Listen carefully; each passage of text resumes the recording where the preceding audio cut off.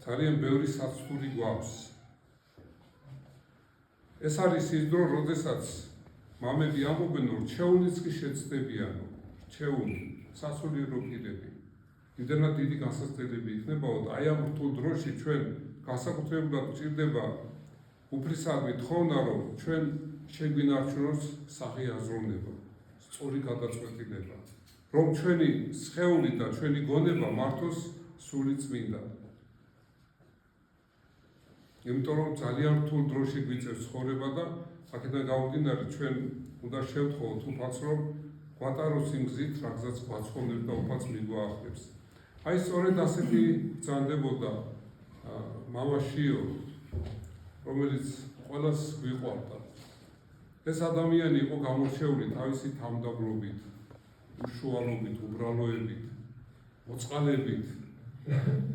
პირადად თავისთვის არ ზრუნავდა არანაირად. ის იყო შეყვარებული მოყვასე, უყვარდა ღმერთი. და როდესაც მე მოვისმინე მისი ინტერვიუ, საოცარია ის ამბობს თავის ინტერვიუში, რომ მე განსაკუთრებულად მიყვარს მთავარანგელოზებიო და წმინდა გიორგიო. განსაკუთრებულად. და მოხდა ისე, რომ როდესაც უფალმა გაიყვანა მამაშიო, მთავარანგელოზობა იყო 19-ში და გიორგობას დაიკრძალა. აი ეს სიყვარული უფალმა ამითაც მიგვანიშნა, რომ მართაც ყვარებია მამაშიო, მთავარანგელოზებს ყვარებია წმინდა დიდმოწამე გიორგის და აი აქ არის დაკრძალული. და საოცრება ის არის, რომ აი ეს ტაძარი დიდმა სიყვარულმა აღაშენა, ძმურმა სიყვარულმა. მამა საბას ცხოვნებულს და მამაშიოს უყვარდათ ერთმანეთი ძალიან. არის კადრები, როდესაც მამა საბა ემშვიდობება მამაშიოს და ხორვალე ტირის და საფრთხეშიც კი ჩავა მასთან და ძალიან განიცდის. და იქვე იყო დედამისი, დედა მარიამი, დღეს მონოზონია და როგორ ყვარებიო, ამას ვერ წარმოვიდგენიო. რამხელა სიყვარული ქონიაო და აი სიყვარულმა ააშენეს დიდებული ტაძარი მის საფლავზე. ააშენეს მისმა სულიერმა შვილებმა.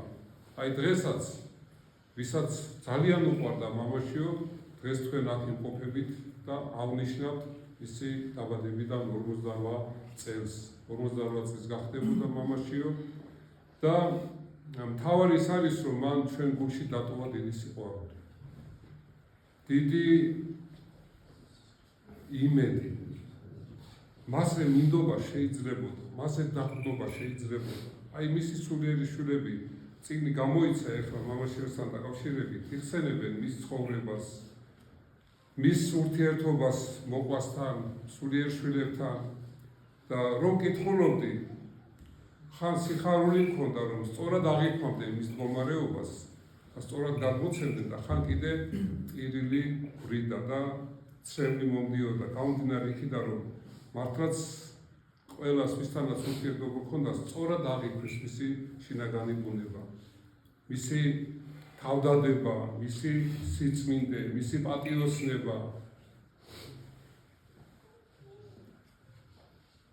და აი საოცარია, რომ მართლაც 30 წლის ასაკში ის გავიდა ქვეყნიდან, მაგრამ დატოვა ძალიან ბევრი სულიერი კვალი. მრავალი მონასტერი აღადგინა, მრავალი ადამიანი დაანგრეული სულები აღაშენა. საზოწარკვეთილებაში ჩავარდნილ ადამიანები გამოიყვანა და დააყენა სწორ გზაზე. და მადლობა უფალს, რომ ჩვენც ვიცნობთ ასეთ ღირსეულ სასულიერო პირს, როგორც იყო მამაშიო და მე მჯერავს, რომ ღვთის მოწყალებით ის უფლის წინაშე არის და ის მეოხებას გასცემს თითოეული ჩვენგანისთვის. ღმერთმა აცხოვნოს მისი უკვდავი სული, ღმერთმა დალოცოს და საოცარი არ ვიცი, აი ღვთის განგებულება ესეც ალბათ უფალმა ასე ინება, რომ ეს სამი ღირსეული სასულიერო პირი გაიყვანა უფალმა, მამაშიო, მამა საბა და მამა ნეოფიტე. რა თქმა უნდა ძალიან ბევრი ღირსეული მომყავდა, მაგრამ ესენი განსაკუთრებულად გამორჩეული იყვნენ. განსაკუთრებულად და ნამდვილად ჩვენ ჯერავს რომ ისინი მეოხიქნებიან წინაშე ღვთისა და ილოცებენ თითოეული ჩვენგანისთვის. ჩვენ კიდე აქედან შევაწევთ ლოცვებს, რომ მათმა სულმა განისვენოს იქ, სადაც მართალი და წმინდანი მდიდრობენ. მერთმა აცხოვნოს აქიმანჩიოს სული. და მისი როცა ჩვენ გვეწეოდეს. დალოცვი და გამხდარებული. ამინ. ჩვენთან